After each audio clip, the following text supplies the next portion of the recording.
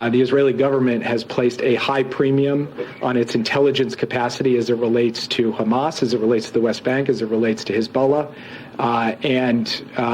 Why it is that they did not have warning from this is not a question that I can answer from this podium. What about U.S. intelligence? Was there anything in what crosses your desk that would suggest that this was coming? We did not see anything that suggested an attack of this type was going to unfold any more than the Israelis did. The breakneck pace of events that are unfolding right now in the aftermath of the brutal terror attack in Israel has left the whole world and the world's government stunned, as we all now face the looming possibility of an Israeli ground invasion of Gaza, a prospect that was hard to imagine a week ago. It is in the wake of these fast-moving developments that we're all left to wonder how what Jake Sullivan just said could possibly be, that nobody saw this coming. The attack by Hamas must have required many months of planning and weapons stockpiling. Yet, despite that, it somehow evaded Israel's extremely sophisticated and lauded security systems and human intelligence networks.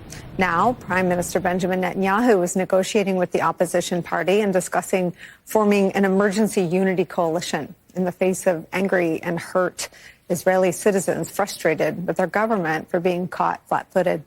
And as the war threatens to stretch into an even longer and deadlier conflict, we're still missing some key answers about how the attack came together and who helped. Joining our coverage, former Israeli ambassador to the U.S., member of the Knesset, Michael Oren, and former U.S. Senator Claire McCaskill.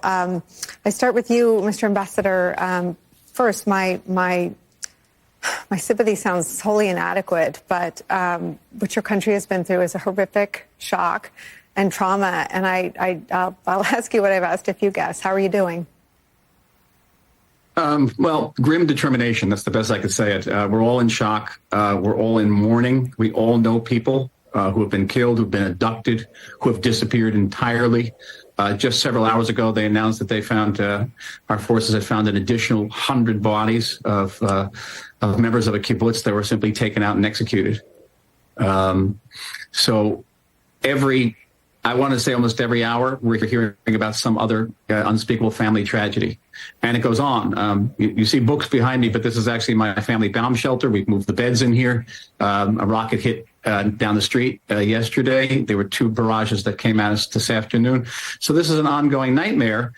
But at the same time, the Israeli forces are poised to strike back. We've called up about 300,000 reservists. That's an immense amount of soldiers. And now the Israeli government has to determine what is the next stage of this fight. Should we launch a ground incursion into Gaza, which would be immensely complex and costly? And can we possibly rid the people of Israel and, frankly, the people of Gaza as well of the scourge of Hamas? Mr. Ambassador, this may sound like a silly and basic question, but when did it become clear to you and to people in the government what was happening? And what is your understanding? I mean, we still as a country are piecing together tiny pieces of the timeline around 9/11 in our country more than 20 years ago. What is your understanding as we talk today of the timeline of events early Saturday? Well, I was actually in the government and dealing with the Gaza situation and liaising with our security forces about Gaza. And I would say that we fell victim, as you would, to the same susceptibility that Americans showed in December 1941 or in September 2011, or Israeli leaders in the fall of 1973 on the eve of the Yom Kippur War. And that is that underestimating the barbarism, the sheer inhumanity of our enemy. There was a sense among Israeli policymakers, both civilian and military, that Hamas wore 2 hats. One was the hat of being a terrorist organization. The other was the hat of being a sovereign. It was the de facto government of an independent Palestinian state in the Gaza Strip. And there was a sense that if Hamas was given money, in this case, money from the Qataris, if 20,000 laborers from Gaza were allowed to cross the border and work in Israel every day, that Hamas would focus more on that sovereign hat and less on the terrorist hat. And we underestimated the sheer barbarism of our enemy. It turns out that Hamas cares nothing about its own population, is willing to vote every single cent it receives just to building up its terror infrastructure. And it is strongly aligned with Iran. And Iran is willing to fight Israel to the last Palestinian. And that was an underestimation. The time right now is not for casting blame. Nicole, there will be a time for that. We set up independent investigations after every such war. There's one after 1973. It led to ultimately to the resignation of military heads and even the head of the government, Golda Meir. There'll be investigation after this. There'll be plenty of blame passed around, and I'm sure people will derive the appropriate conclusions, or the public will demand that they derive those appropriate conclusions. But it's early right now. We're still in this crucial stage of this war, where the Israeli leaders are going to have to determine whether the army will be sent into Gaza with all the complexities involved. What is your view on that? I think that we really have no choice. This is actually the fifth round of our fighting with Gaza. As a soldier and officer, I participated in several of them. And each time, the Israeli public becomes more and more opposed to returning to the status quo ante. And that status quo ante is one in which Hamas gets money, it gets additional benefits, and then uses that money and the benefits to get more rockets that fire at us, and they use that to extract more and more concessions. The last round of fighting in 2021, that was involved in the diplomacy, where the Biden administration came out every night. The president came out every night and said Israel had a right to defend ourselves, and that was very much appreciated. But after 9 nights, he said, okay, that's about enough.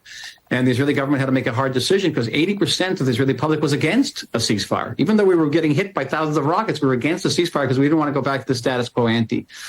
What occurred in the last 3 days was massively out of proportion to anything that Hamas has done to us, in fact, that any Arab force has done to us since our creation in 1948, and the largest loss of Jewish life in one day since the Holocaust.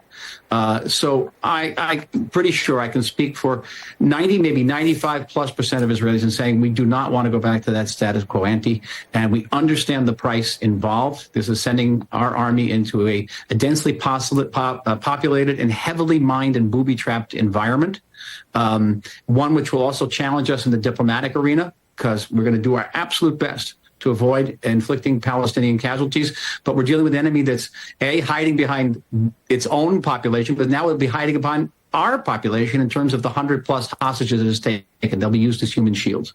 And even tonight, Hamas said, for every bomb that Israel drops on Gaza, they're going to shoot one of these hostages. This is what we're dealing with. It is complex. Mr. Ambassador, on Iran's role, what questions are you seeking? And if some of this is not yet developed in a way that you can share, I certainly understand that. But what sort of proof is outstanding? I mean, it's a shared mission. It's an alignment of resources. What further questions do you have about Iran's role? Do they involve their actual role in planning and carrying out the attack? Well, there's Exhibit A, B, and C. Exhibit A would be the rockets themselves. About 90% of the rockets fired at us are made in Iran. The others are engineered by Palestinians, but they received their training from Iran.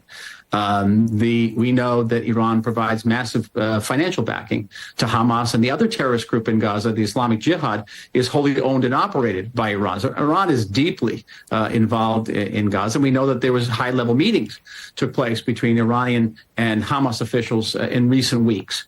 We're looking at the great scope and complexity of this operation, and thinking that it was beyond the ability of Hamas to mount, to plan, to execute, and that there may very well have been IRGC elements involved, Al-Quds force elements involved. It sort of has Iran stamped all over it. Mm-hmm. So we have that Exhibit A, B, C, the rockets, the meetings, the training. We know about that. We know about the financial backing. We don't yet have the smoking gun, if that's a bad image to use tonight, but the smoking gun that says, okay, Iran was exactly behind this. Certainly the Iranian leaders came out today. Khamenei came out and praised the operation, praised the heroism of these Hamas terrorists who beheaded babies and shot young people in their homes and during a rock concert. That's what we're dealing with Iran. I don't think Israel is ever going to underestimate the profound barbarism of our enemies again. Pastor Michael Oren, thank you very much for taking some time and talking to us. Please stay safe. Claire, we want to turn to you, and we'll give you the last word in the hour. We have to sneak in a really short break before we do that. Claire and I will be right back.